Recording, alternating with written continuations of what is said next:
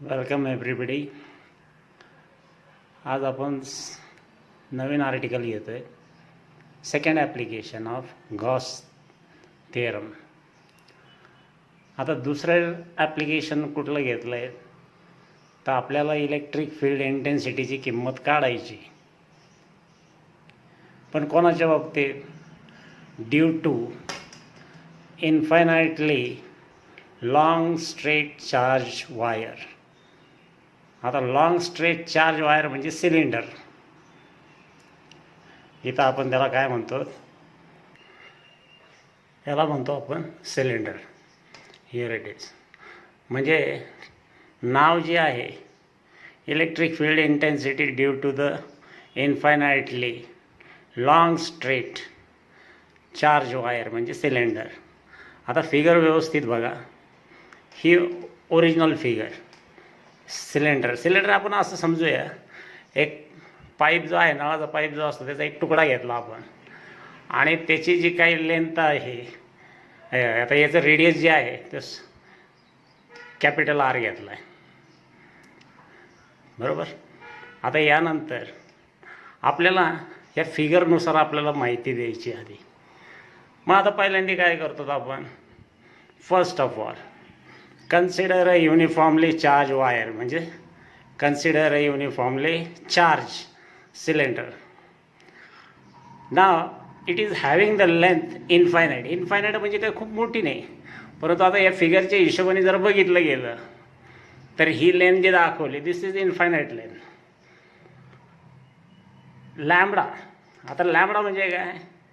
It is nothing but a constant that is non as linear charge density.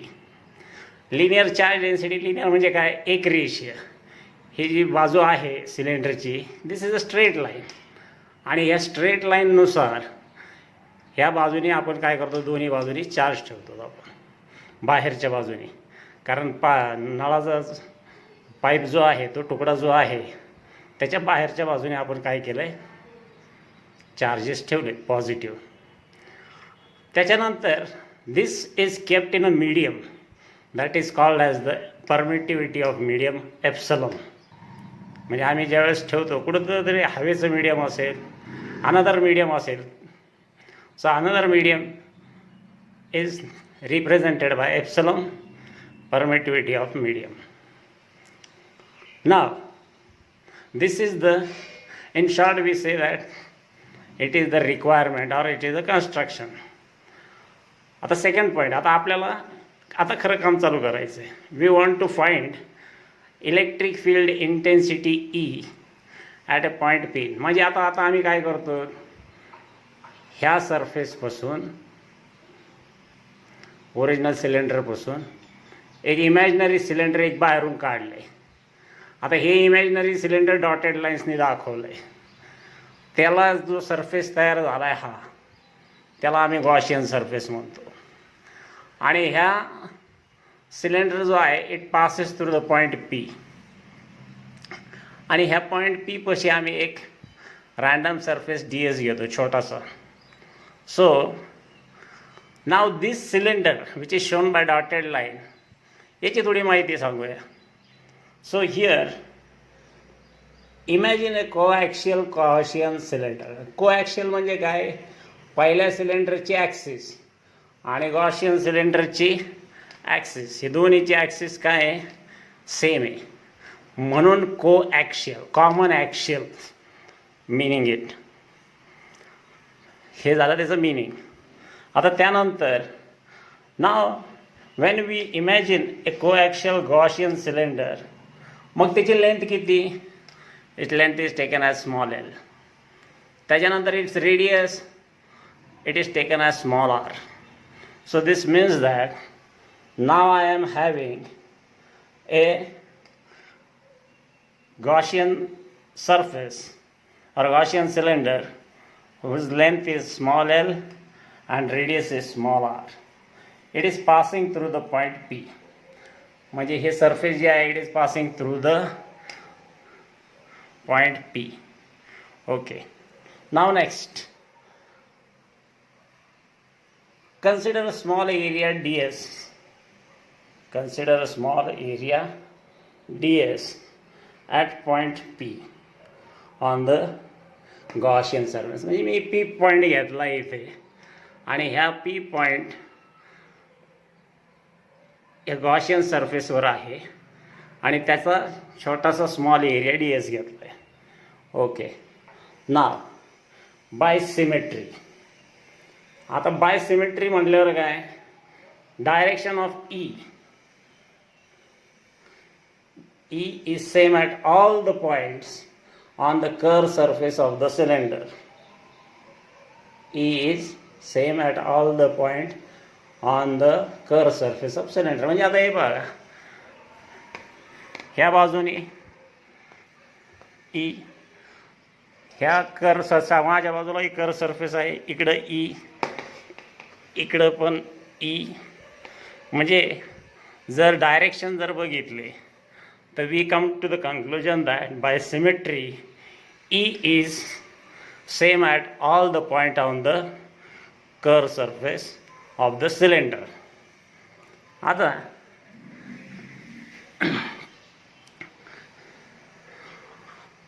आपल्याला angle बघायचा आहे. आता त्याच्यामध्ये एक सांगायचं आहे, पॉझिटिव्ह चार्ज ठेवलेत आम्ही सिलेंडरवर, म्हणजे त्याची डायरेक्शन कुठल्या बाजूला असेल, radially it will be in the outward direction. Now I want to find the angle theta. आता थीटा कशाचा, ई आणि डी एसचा नॉर्मल, डी एस नॉर्मल. आता डी एस कुठं आहे आमचा, इथं डी एस आहे. तुम्हाला काल म्हणजे मागच्या लेक्चरला छत्रीचं उदाहरण दिलं होतं की छत्रीचे कवर जी आहे आणि त्याला जी दांडी आहे, दांडी आणि कवर हे एकामेकाला काय करत आहे, 90 डिग्री. मग हे तुम्ही कवर समजा आणि ही दांडी समजा. मग ई आणि डी एसचं नॉर्मल काय झालं, they are in the same direction and when they are parallel to each other, theta is how much, 0. Theta is 0. Therefore angle between E and normal drawn to ds is equal to 0. Therefore theta is equal to 0, cos theta is equal to 1. आणि मग आता आपलं नेहमीप्रमाणे फ्लक्सचं equation, D phi is nothing but E cos theta into D S. Cos थीटाची किंमत 1, म्हणजे equation काय झालं, ई डी एस. आता आपल्याला मिळाला छोटा डी फाय. मग टोटल फ्लक्स म्हणजे काय, integration of D phi. D फायची किंमत काय, ई डी एस. इथं टाकली E D S, E constant आहे बाहेर घेतला, इंटिग्रेशन ऑफ डी एस. आता इंटिग्रेशन ऑफ डी एस म्हणजे काय, एरिया ऑफ द सिलेंडर, तो किती आहे, 2 pi r l. So we got the equation y is equal to E into 2 pi r l. Call this as equation 1. आता आपल्याला Gauss थेरमचं इक्वेशन माहिती आहे, फाय इज इक्वल टू काय, Q upon epsilon naught. Call it equation 2. Left hand side of both these equations are phi.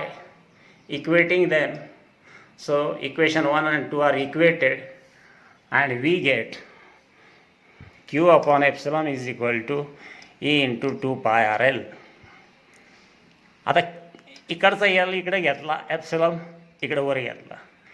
q upon l is equal to e into 2 pi epsilon naught r. आणि Q upon L म्हणजे काय, 11वीत शिकलो, linear charge density lambda.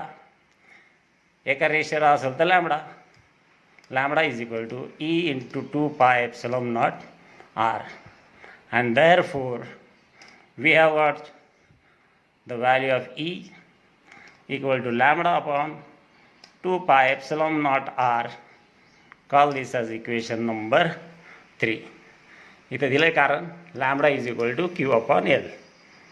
आता शेवटची condition, if lambda is positive, म्हणजे charge जर आमचं positive असेल तर फील्ड कशी असेल, E will be directed in a outward direction. जर निगेटिव्ह चार्ज घेतला तर E will be directed inward, म्हणजे इकडच्या बाजूला. आता प्लस आहे म्हणून इकडं बाहेर दाखवलं आपण, पण तेच जर नेगेटिव्ह चार्जेस मांडले असते So it will be in the inner side. So this is all about the electric field intensity due to the infinitely long straight charge wire.